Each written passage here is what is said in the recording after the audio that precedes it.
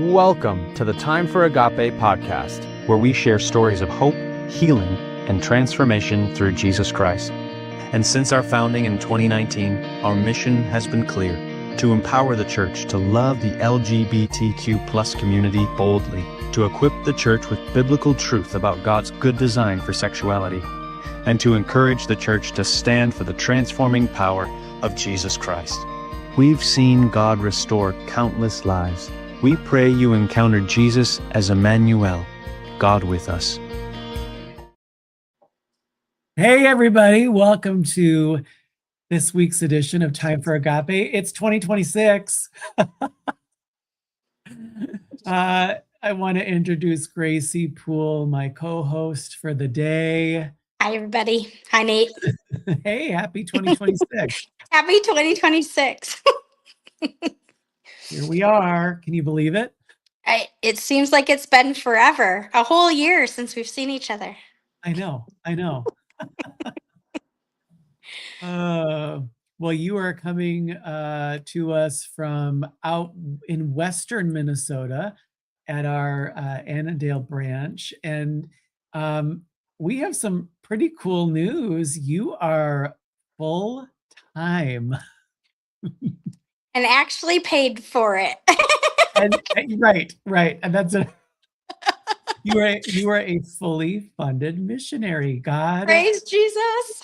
Yes, God has been profoundly faithful in providing for Operation 100th Sheep. And how cool is that? It's just so incredible. So incredible. In 1 year, look at all that God did. Yeah. And, it just goes to show when you're called to something, God is he's gonna pay for it, and clearly you're called and anointed to do this work. And I knew it the first time I met with you. I'm so excited. It's it's an interesting story. I don't know if we've ever told our viewers, but you and I kind of connected at a conference, and a colleague said, you guys need to connect. And so we had lunch, and, you were just kind of thinking about starting a ministry, and you'd written your book, and we had lunch. I heard your story, and I said, I want you on my staff. Yeah. I remember you telling me that it wouldn't be wise for me to be out on my own, and that I needed protection and a covering. And that sank in right away on what I was getting into. You cautioned me that this ministry space is not for the weary. Yeah. I was like, is he asking me to leave? Oh, man. Well, I'm so glad you took me up on that bit of wisdom, because it really is true. And there's so much power and unity, and just we're doing the same thing. So let's do it together, right? That's right. Exactly. Power in numbers. And I really think God has blessed it, obviously, because here you are, fully funded missionary. 2026. No more odd jobs here. Well, maybe a few, but Right. Yeah. And God is so good. Even with the odd jobs, he's provided, and he brought the people in, and so praise the Lord. I remember years ago, in this ministry, I did an internship program, and lo and behold, I had a bunch of people sign up to do it, and they quit their jobs, and they started fundraising, and it was an amazing thing, because all their bills got paid, and some would have groceries show up on their front step. And so I really value these last 25 years of being a missionary, because I've been able to experience God's faithfulness and his provision. And now you are too. Yeah. Yeah, absolutely. There was never, it was hard to kind of let go and be like, okay, God, here's my finances. We always say that we trust God with everything, but giving Him your finances is Uh, totally different.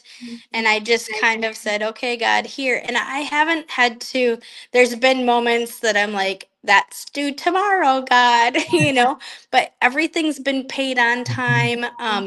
We too have had the groceries show up on our doorstep or gift cards given, and big gifts come into Agape first for me, that we weren't expecting, and just said, okay, God, whether it's a vehicle, right?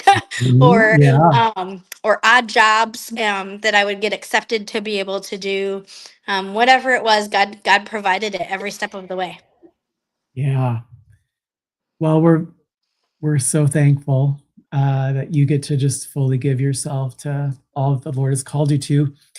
And that leads me to the topic for today. Actually, we're kicking off a little mini series today. So this is going to have at least 3 parts to it. Of course, we always get going, and then we always have to add a 4th or 5th or 6th because there's just so much to say. But we were talking, and Gracie, you had mentioned that we get a lot of frequently asked questions, and probably one of the biggest questions we get asked is what sets somebody up for a struggle with same-sex attractions? Are they born that way? Is it psychological? Is it hormonal? Is it like what is going on that that people deal with this issue? And so we decided that we were going to do a series called Origins. What are the origins of same-sex attractions in men and women? What are those factors that can set somebody up for this struggle? And we're going to try to flesh it out as thoroughly as we can in the next 3 weeks. We're going to do it biblically. Number one, we're going to do it biblically, but we're also going to draw from modern psychology, what we know about our brain and how God made our brains, and we're going to be trauma informed, and just how we understand that trauma does impact us, even on a biological level. And we're going to talk about the spiritual stuff. We're going to talk about the demonic and generational sin and how that can open doors into our lives. And so we're going to try to get to all of it. But Grace, I'm going to try.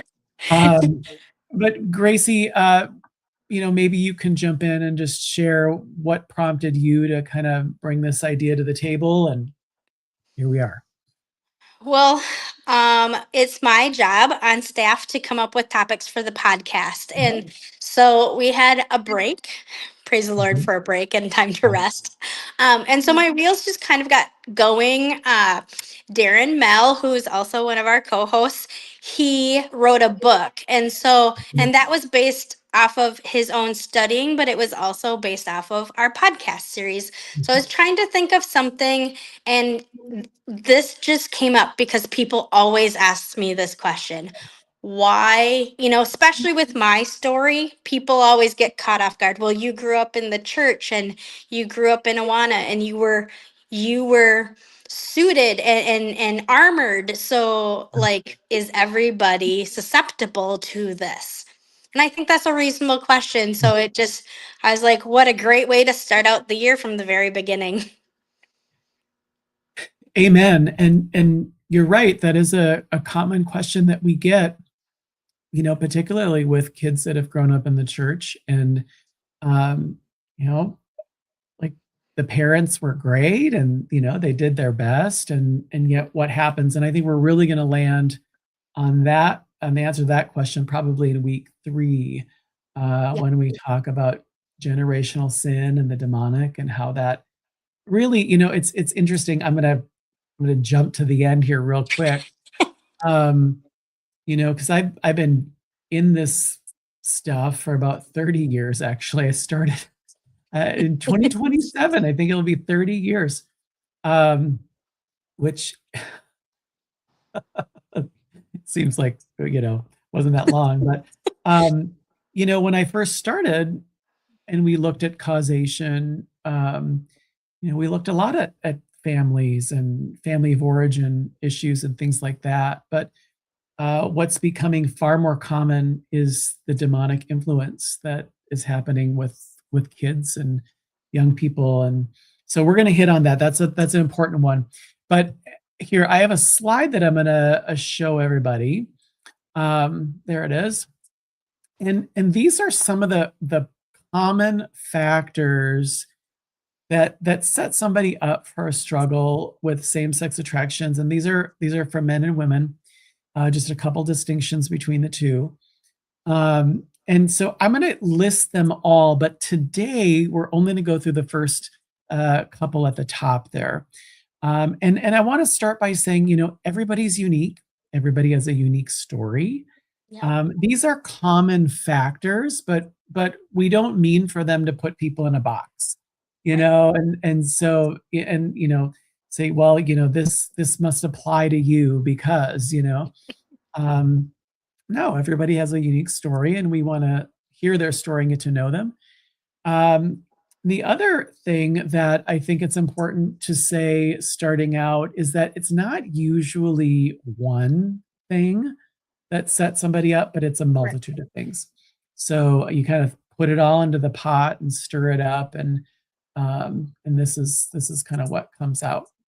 So some common factors: attachment loss and toxic shame. And those are at the top of the list for a reason, because I've met with countless people over the decades, and every single one has had some kind of attachment loss and toxic shame issue. It just is. We're going to explore that today. With men, there tends to be more of a disconnection from the true masculine. With women, it tends to be more of a rejection of the true feminine. And that's to protect from further hurt. Mm-hmm. So we'll talk a little bit about childhood development, I think, in the next episode. Certainly, early childhood exposure to pornography can have a devastating effect on children. That different kinds of abuse that we can experience: emotional, physical, sexual, spiritual. All of those things will impact somebody's development. Teasing and bullying, that's a big one. Yes. And we understand that there's different kinds of trauma. There's what we call trauma A and trauma B. So trauma A is the absence of good things. Trauma B are the bad things that can happen to us. Now, both trauma A and trauma B affect our brains in the same way. And this is I guess is in part kind of some of the answer to the question that we were just grappling with, seemingly good families. And yet sometimes even in seemingly good families, there's elements missing. There's things that are missing, and the absence of good things can really affect us. And then generational sin and the demonic. And like I said, we're going to kind of land there, I think, in a few weeks. But Gracie, as you look at this list, what kind of comes to mind for you? Well, there's a couple of things. You hit it with attachment loss. I have my own people that I work with on this side of the state, and Yeah. one of the first things we talked about was attachment loss. And we kind of it's very evident for people who know nothing once they start sharing my story, right? They can really see, attachment loss. But everyone who has gone through my class and my training out here has said, oh, I hear attachment loss all the time when people start talking to me now. And specifically people from the LGBT community, when they get them to open up and start sharing, they can hear it right away because they know what they're looking for. Yep. And they hear that. And I think the other thing too, when I look at this list, is the uh, the absence of good things and bad things present with the trauma A and the trauma B. um we often think like, well, nothing happened to that person, right? There was no abuse. People say that to me all the time. There was no abuse in your home though. Right. um But, I also had a dad who worked a lot and wasn't present. And when he was very tired because he worked two jobs. Those are also things. It's the absence of good things. And so Yeah. I think for me, when I look at this list, it's natural for like my own things that I've gone through, my own story, these things to like pop out, but also the people that I work with, and the parents in my parent group that I work with, the stories of the prodigals that we listen to and help, we can see these things play out on a regular basis. Sometimes, 4 or 5 things on this list, Yes. and possibly more that we don't know about because they haven't shared. Exactly. Yeah.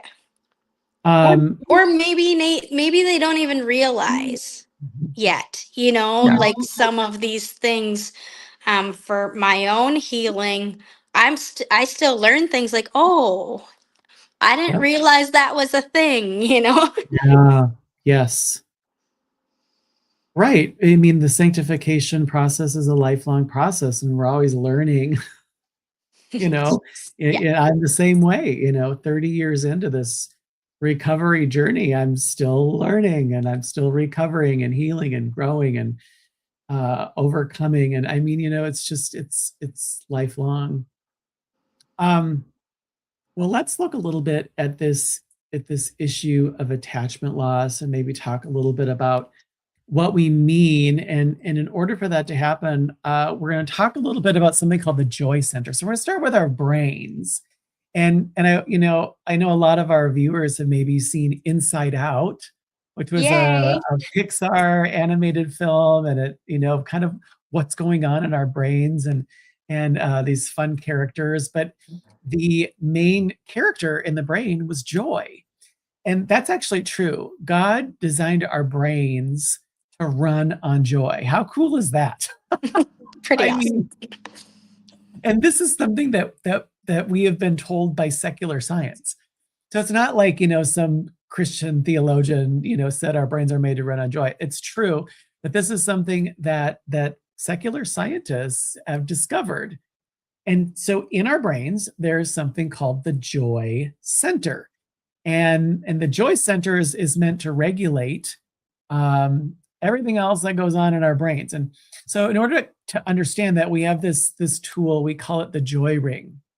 And in that, you'll see that there are these 6 big emotions that are hardwired into our brain at birth.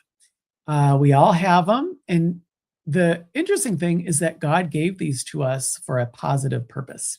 Mhm. So fear, it's the example of you're walking through the woods, a bear comes out, you're afraid, the fight, flight, or freeze sort of thing happens, and you got to make a choice, right? So that's a positive. We need that. Yeah. Um, the secular scientists use the word shame, but they use it differently than how we might commonly understand it. A better way to say it, or another way to say it, would be misattunement. It's when I realize that we're off. There's something off between us. We're not tuned into each other, and if I know that, then we can do some relational repair and come back into sync. So that's a good use of shame. Sadness. I mean, if something's sad, it's sad. We got to grieve it. And anger points us towards justice. Um, Despair and disgust are really about helping us to not repeat the same things over and over again. Like that didn't work, so I'm going to try something else. So these are all hardwired into our brains. But the interesting thing is that the joy center is developed in relationship, Mhm. and it grows as we experience being enjoyed by mom and dad and others. And what's meant to happen is that as we experience being enjoyed, that there would be these neural pathways that would form between these islands of big emotions and the joy center.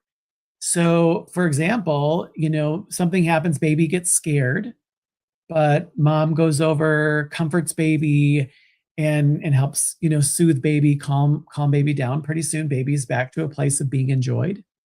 Well, that experience begins to build a bridge between fear and being able to return to joy.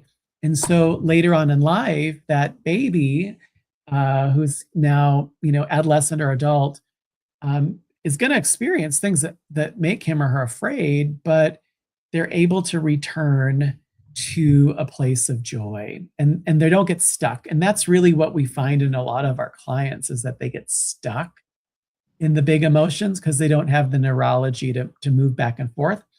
And I always want to say one more thing.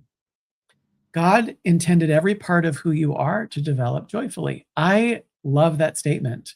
He wants us to develop joyfully, but so often, for whatever reason, and we're not blaming anybody, but so often that doesn't happen, or there's missing pieces to that.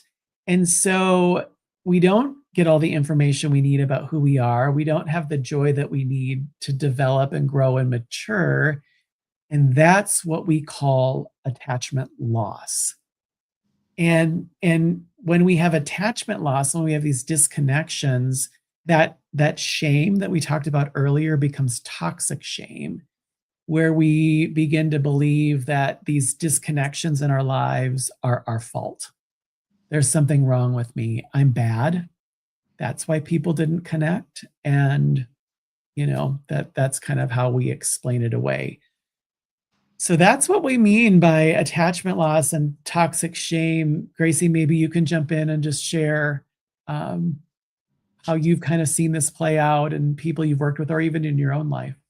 Sure. Well, first thing I love is that God created us for relationship. That's what that means. That's what that means. Because we find joy in relationship with God, relationship with others, relationship with our families. And like you said, there's some big disconnects, some pieces missing. And I see it with some of the people I work with in the fact that I personally haven't worked with anybody that has had like a major tragedy, like someone died or something like that. It's been more of they didn't have something in common with mom or dad. And so that piece missing doesn't look like you would think it would, right? Like when I got started in this ministry, I thought attachment loss was going to be, you know, people who grew up without a mom and dad and they were adopted, Right. or some major tragedy. But trauma doesn't always look like that. Like you said at the top of the show, Nate, all of us have a different story. And so people come into my office or they call me and they say, I don't know why I feel this way, right? And then when you start talking with them, you really come to find out like they didn't respect their dad, or they had nothing in common with their mother, which is part of my own story. Is I was a lot like my dad and not very much like my mom, and my mom is like literally the cookie cutter image of her mother. And so there was this like almost disconnect for me because they had this very like tight relationship, which I didn't have with my mom, but I had that with my dad. And that's not bad, but looking back and understanding what I understand now, that's some of the attachment loss I experienced. Absolutely. And of course that's present in my story. I was the firstborn, and even though my parents had every intention to love me well and do a great job, I mean, they were new parents, and they had both come out of broken homes, and in some ways, and so they didn't go through the attachment bonding process that they needed to, and you can't give what you don't have, That's right. and you don't know what you don't know. So, we come into these situations oftentimes with the best intentions, but we just don't have the tools or the skills to accomplish what needs to be accomplished. And so, there was a lot of things I think on the front end that because those pieces weren't there, and me being a sensitive, intuitive child, I knew that something was off. I could sense it. I probably didn't have understanding of what it was or language for what it was at the time, but it was certainly setting me up for some things later on in life that, it is. And of course, this took me years to figure out, it Exactly. wasn't just like, like, oh, I know everything, now, but it's like, no. But you know what the interesting thing is, Gracie? Like I've said, I've met with so many people, and every single one has some form of attachment loss and toxic shame, men and women. It's always there. And really, that's true of everybody on the planet because this goes all the way back to the garden. Yeah, absolutely. I was going to say that. That's the first attachment loss. Yes. Yes. And what happened at the first after the first attachment loss? Fear and shame. Yep, they hid. Yeah. They hid Yeah. because they were naked. Well, who told you that? Yeah. Yeah. So it's like it's right there. Right from the Right in, beginning. right in scripture. So this cycle has been playing out for millennia, and so we all have that pain of being born into a world we weren't expecting. Right. Exactly. Well, the good news, and there is good news, the brain never stops growing and developing, particularly the joy center. And so God has made a way for us to heal. Hmm. And if we didn't get the neurology that we needed growing up, if those neural pathways just didn't happen because we didn't have the relational help that we needed, we can still build them. That's right. And that's what we get to do here at Agape First. And we help people build that new neurology so they can return to joy. And so when we think about overcoming unwanted same-sex attractions, we really think about that as simply developing joyfully. I mean, you're overcoming joyfully. Joy is the solution to the problem, That's right. and all of that is found in Jesus. He came that we might have the fullness of joy, right? Well, the joy of the Lord is our strength, Yeah. right? And we always think about how we need strength to overcome, right? Well, Mhm. it's not really us, it's our relationship with Jesus and leaning into Him instead of leaning on ourselves. Yeah. Right. Right. So, if we bring things full circle, really this is just Christian discipleship. But it's Christian discipleship that's informed by um, attachment theory, that's informed by how we understand trauma to really affect us, and so we can disciple people in a way that actually we're working with God.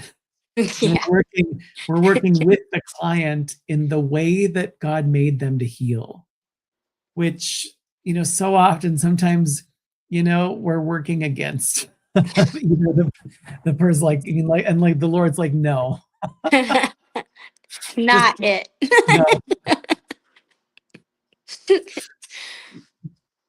Well, Gracie, we're coming to the end here. Final thoughts. I think it's just really important for people to understand that everyone is broken. And some people are more set up for these particular issues, whether it's family of origin or it's trauma or whatever these things are. All of us are, we all have sinful nature, right? So we Yeah. have tendencies and such things, but God built us for relationship. And I think when we go through these things, specifically attachment loss and toxic shame, we tend to hide. We talked about that with the garden, right? And so we Yep. go into isolation. But when you go into isolation, you can't heal. We're Right. we're made to heal through relationship, and because that's where we find joy. And I think that's something very important for our viewers to understand. I couldn't have said it better myself. God heals us in relationship. with himself and with his body. That's my story, and I'm sticking to it. Well, we want to highlight some things, some resources for people. First of all, you can follow us on Facebook, and this podcast is streamed there, and there's other things that we post. So go ahead and become a subscriber, member, whatever it's called, on Facebook. We have our YouTube channel, Agape First Ministries Media, and you can we post content. We've got little shorts on there. We've got all kinds of stuff on there. And finally, I just want to say we're all U.S.-based missionaries. We all raise our own support. And so if you have the heart to give and the means to do so, to help us continue this really needed work, agapefirstministries.org, that's our website, /give. And it's pretty simple on the page how to donate to the ministry. We're a 501c3. It's a tax-deductible gift. Well, I'm excited for part 2 and part 3. Me too. We'll be back next week for more time for